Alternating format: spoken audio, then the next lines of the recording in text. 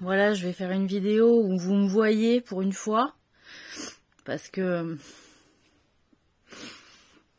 ça doit jaser, hein, ça doit utiliser cet argument pour faire valoir de la merde encore. Hein, pour faire douter les gens. Pour faire valoir des droits qui n'en sont pas. En réalité. Donc... Et puis bon, la vidéo elle est là aussi pour mettre un visage sur quelqu'un qui parle et savoir si on va l'aimer ou pas. Parce qu'un physique, bah, ça aide à bouffer les paroles qu'on dit. Plus on est beau, plus on bouffe les paroles. Du coup, les gens moches, ils ont pas leur mot à dire et ils sont moches en fait. Il n'y a pas de cerveau derrière en fait. C'est ça le problème aussi des jeux de l'apparence. C'est qu'à un moment donné, on justifie que la personne qu'on doit croire et qu'on doit suivre doit être belle, doit être... belle. Beau, belle. Ambitieux. Alors, intelligent stratégiquement. Après, l'intelligence de cœur, ça en est une autre question. Hein. Ceux qui en ont savent les reconnaître. Ceux qui en ont pas, ils se reconnaissent entre eux, c'est pareil. Donc voilà, j'en ferai pas tous les 107 ans. Je préfère que ça reste quand même assez exceptionnel. Parce que j'ai pas besoin de mettre ma figure de partout pour expliquer des choses... qui moi me paraissent simples, basiques, et je suis pas la seule en réalité. Donc il y a beaucoup de gens qui ont mes valeurs et qui se retrouvent à se débattre dans un truc assez dégueulasse, à tenir bon. J'en suis parfaitement consciente. Hein. Il y a des tas de gens qui ont fait des études pour de multiples raisons, que ce soit par volonté des parents ou pour suivre une voie, pour... se sortir aussi d'un statut ou d'un niveau social assez faible et qui se retrouvent dans des choses vraiment hallucinantes et vraiment très dangereuses et que parfois ils n'ont pas toujours le courage hein, de prendre des décisions nobles, hein, voilà. Et je les juge pas.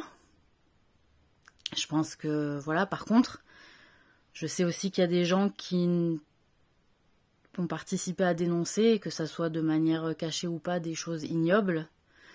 Et tous ces travaux-là sont importants et vous avez eu raison de les faire parce que ça a aussi participé à réveiller nos consciences, quoi qu'il advienne. Et voilà, après, ce que je trouve assez ignoble, hein, dans ce que je comprends, de ce que j'observe dans le monde dans lequel j'évolue, hein, avec une conscience plus perçante hein, que celle d'avant. Même là, si je pleure, hein, c'est pas par faiblesse, hein, c'est par tristesse, c'est pas pareil. C'est-à-dire que quand avant on pouvait m'appeler la chialeuse et qu'on pouvait potentiellement m'assimiler à quelqu'un de faible, c'est juste que je ressentais tellement de tristesse de voir là la dureté des cœurs, hein, qui ne vous sauvera pas, d'aucune façon en fait. Elle vous sauve ici, peut-être, hein, mais certainement pas là-haut. Et qu'est-ce que je voulais dire aussi, c'est que j'ai beaucoup eu comme information, hein, de manière télépathique, hein, voilà. On est tous des antennes relais, non ? Que en réalité il y avait aussi beaucoup de doutes à mon égard de savoir ce que j'allais faire par la suite et ils avaient peur aussi de me faire confiance parce qu'il y a beaucoup de gens à qui on a fait confiance et qui ont tourné la veste après. En fait, c'est pas que relié à mon histoire ou aux mensonges qu'on aurait relatés sur moi, c'est aussi du fait qu'on a fait confiance à des tas de personnes qui montraient vraiment patte blanche et qui au final se sont détournées, ont trahi, ont changé d'attitude, une fois la reconnaissance, une fois le statut, une fois la richesse, une fois l'ambition obtenue, qui faisaient semblant de pas reconnaître des personnes, hein, qui les ont aidés à monter aussi, qui ont fait semblant ou qui ont menti sur des relations sexuelles qui n'ont pas assumé avoir eu avec certaines personnes aussi, j'ai eu ça. Et donc les gens ont peur parce qu'ils se disent ok, on va jouer avec elle, c'est à tellement un certain niveau que on sait pas ce qui va en être, parce que si elle nous la met à l'envers, ça va être gras chaud pour notre cul aussi, hein, j'en suis consciente. Et donc, du coup, effectivement, dans ces cas-là, c'est pour ça qu'il est beaucoup plus simple de dire la vérité. Parce que quand on commence à mentir, en fait, ben, faut réfléchir. Faut réfléchir. Faut réfléchir à qu'est-ce qu'on dit à qui, qu'est-ce qu'on dit pas à qui, se souvenir du scénario mensonger qu'on a dit, à quel moment, quand. Et alors moi, vous voyez, ça c'est un truc qui me dépasse complètement. C'est-à-dire moi, il y a un truc, si j'ai envie de dormir la nuit, que je peux être en danger, certes, que je peux risquer ma vie, certes, mais à un moment donné, la nuit, c'est-à-dire si je dors pas, c'est qu'on me casse les couilles et que je dois désensorceler une connasse démoniaque, mais à un moment donné, c'est tout. C'est tout. D'accord ? C'est pas parce que je suis en train de calculer par rapport à ce que j'ai dit comme mytho à quelqu'un et que j'ai pas envie qu'on sache un truc de ma vie ou quoi, ok ? Moi, avec ça, j'ai toujours laissé à Dieu. C'est-à-dire, je dis la vérité. Ce que j'ai fait, je l'assume. Ce que j'ai choisi de dire, je l'assume. Ce que j'ai choisi de faire, je l'assume. Et je me casse pas plus la tête que ça. Voilà. Donc quand je dis que la vérité, elle délivre, c'est pas un putain de mensonge. Si je suis la seule à clamer haut et fort ce qui me semble être la vérité et à essayer d'être au clair avec tout le monde, avec mes principes et avec les engagements que j'ai pris, vis-à-vis de personnes quand même que j'ai croisées dans ma vie qui m'ont semblé être fiables, et je parle pas des filles, malheureusement, pour le coup, mais des hommes, et des hommes musulmans que j'ai croisés dans ma vie sur qui j'ai pu compter. Voilà. Qui m'ont fait sentir qu'il y avait quelque chose qui se passait, que ce que je ressentais au fond de moi existait, et qu'il fallait que je croie à ce que je ressentais au fond de moi, même si c'était pas validé par la parole en fait des gens. Donc il y a beaucoup de choses que j'ai fait de manière inconsciente, que je l'ai toujours fait de manière inconsciente, mais il y avait des moments où j'entendais une info, je me disais oh putain, c'est pas tombé dans l'oreille d'une sourde. Et après c'est comme si il y avait un nuage en fait qui se posait, et je chopais l'information, puis nuage, et je passais à autre chose. C'est comme ça, et c'est pour ça que je suis détendue et que j'arrive à rigoler et à pas me prendre la tête, c'est que pour moi je laisse Dieu gérer. Pour moi c'est Dieu qui gère, et j'ai rien à faire d'autre que de vivre ce que j'ai envie, c'est-à-dire moi quand j'achète un truc, c'est que j'en ai envie, j'ai envie de le boire, j'ai envie de le bouffer, ça me fait plaisir, c'est une envie. Voilà, Dieu il me donne envie de ce truc-là que j'ai envie de bouffer. Je suis pas en train de calculer parce qu'on m'a envoyé un certain message en me disant qu'il faudrait que je prenne ça à bouffer. Enfin, je sais pas comment vous fonctionnez. Ou que je sais pas. Moi, je prends comme j'ai envie de prendre. Voilà. Ce qui me fait plaisir, en gros. Donc, c'est pour ça aussi que je dénonce aussi ce fait-là de ne pas dire la vérité, au nom des affaires et au nom de la géopolitique stratégique. C'est juste à mon avis, si les gens se laisser aussi aller à ce qu'ils sont, c'est-à-dire des êtres humains, mais qui font confiance à Dieu et qui se détachent un peu du calcul, d'accord ? Parce que notre calcul, il va jamais aller aussi loin que celui de Dieu. Je veux dire, quand on est croyant, on le comprend, ça. Voilà. Donc, ça peut aller à un certain niveau, une certaine distance, même si on essaie de gérer de génération en génération, comme vous avez fait avec moi ou avec je sais pas quoi, mais à un moment donné, vous l'avez dans le cul. Voilà, c'est ça qu'il faut dire, vous l'avez dans le cul. Voilà. Vous l'avez dans le cul, peut-être pas financièrement, peut-être pas complètement dans les faits non plus, mais en réalité, votre conscience, elle est niquée. Vous l'avez perdu, votre conscience. Et c'est ça aussi que je dénonce sur ce qui est fait, que ce soit dans les réseaux sociaux, à la télé, dans les publicités, ou au travers de mixtures qu'on peut mettre, que ce soit dans les drogues, dans l'alcool, qui ne sont pas en lien avec la fabrication pure et naturelle de l'alcool ou la pure et fabrication de la drogue. C'est-à-dire on rajoute des trucs pour rendre les gens plus dépendants, plus déconnants, plus malades, plus ci, plus là, comme dans l'eau, etc.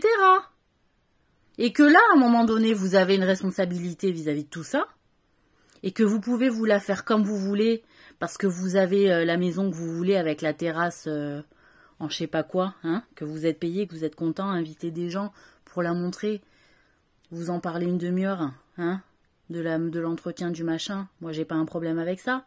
C'est juste à un moment donné, Est-ce que vous avez respecté le droit des gens pour obtenir cette richesse-là, ou vous vous êtes assis dessus? Voilà. Et c'est en ça que je me sens différente des autres, c'est-à-dire que le respect, quand on dit l'argent gagné halal, c'est-à-dire légal, c'est-à-dire en ne faisant pas le mal aux autres pour faire sa richesse. Ou on fait le bien et on participe à enrichir le niveau de vie des autres, et machallah c'est une baraka, ou vous faites le mal pour vous enrichir, pour de toute façon à la fin être terriblement malheureux, être terriblement pervers sexuellement, terriblement malade, mentalement, à ne plus avoir envie de quoi que ce soit parce que vous savez que vous n'êtes pas aimé, que les gens qui vous entourent de toute façon ne vous aiment pas parce que vous êtes dégueulasse. C'est juste qu'ils pivotent autour de vous parce que vous avez le pognon et le pouvoir. Donc sortez aussi de cette situation dégueulasse en vous en remettant à Dieu et en acceptant ce qu'il aura décrété pour vous. Mais travaillez votre ego, votre humilité. Moi, je sais pas quoi vous dire en fait. Qu'est-ce que vous voulez que je vous dise? Je suis pris en otage, comme tout un tas de gens. Je suis pas la seule. Et il y a des tas de gens qui sont dans d'autres pays beaucoup plus pauvres que moi qui sont aussi pris en otage. Par des délires maniaco-dépressifs, au final, j'ai envie de dire, voilà. Donc, voilà. On est tous saoulés de ça. Et malheureusement, dans mon passage, j'ai pris beaucoup de poids, en plus de ce que j'étais grosse. Alors là, j'ai pris beaucoup de poids parce que il faut que je bouffe pour 4, parce que j'ai pas d'équipier, moi. Je suis obligée de tout me taper les bouffes toute seule. Il n'y a personne qui est là pour boire ou bouffer avec moi. Donc on peut me regarder et dire j'ai du poids, j'ai du poids parce que peut-être aussi je porte beaucoup de choses que les autres ne veulent pas porter. Parce que si des nanas, elles sont là à toujours regarder, à sauter le repas, et que ça jobe pas en fait, parce qu'elles bouffent pas, ou qu'elles n'ont pas tenu leur engagement parce qu'elles étaient trop fatiguées, parce que d'habitude elles le tiennent, mais que là elles l'ont pas tenu, alors que c'était important, et que ça a mis dans la merde tout le monde. Il y en a des tonnes aussi, des meufs comme ça. Au nom de la ligne, au nom de je sais pas quoi, c'est bon, t'sais. À un moment donné où t'es en guerre ou t'es pas en guerre, mais sors, t'sais, sors. Voilà.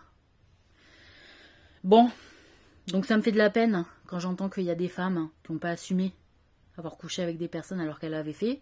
Je suis consciente aussi qu'il y a des hommes qui m'ont dit qu'ils avaient couché avec moi alors que ça s'est jamais passé. Que ce soit bien clair.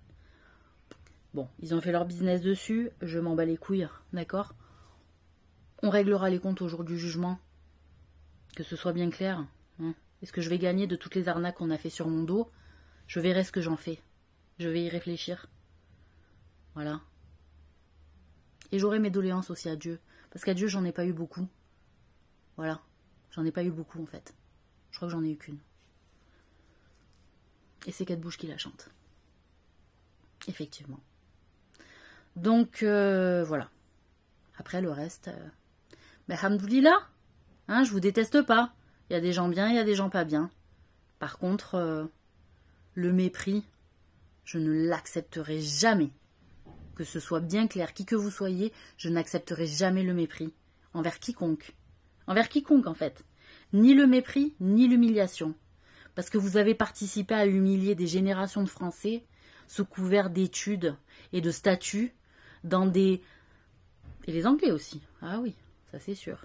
Mais dans des putains de groupes, de sectes, de merde où ça se bisute de manière dégueulasse pour les astreindre à la peur. Comme ça, leur intelligence, et leur niveau de valeur, de courage et de bravoure, il est écrasé. Voilà la réalité. Il est écrasé. C'est ça que vous vouliez écraser, les gens bons, les gens valeureux, les gens courageux de toutes les générations passées qui ont fait l'histoire de la France ou qui ont fait l'histoire de l'Angleterre. C'est ça qui se passe. C'est ça qui s'est passé. Voilà. Parce que vous êtes des faibles, ceux qui font ça. Parce que vous battiez pas, vous vous cachez dans les murs de vos églises, à faire de la perversité rituelle. Sous prétexte de manipuler les rois, de manipuler les combattants, de manipuler les chevaliers, ceux qui allaient se battre au nom du Dieu, que vous chiez dessus, vous faites même pas les rituels correctement. Mais je vous déteste, et vous méritez aucun respect. Pour moi, vous êtes comme des bêtes qu'il faut sacrifier. Voilà. Ça s'est amusé à sacrifier des innocents. Moi, je veux les coupables. Voilà, et je monte mon visage et je le dis. Et Dieu aussi.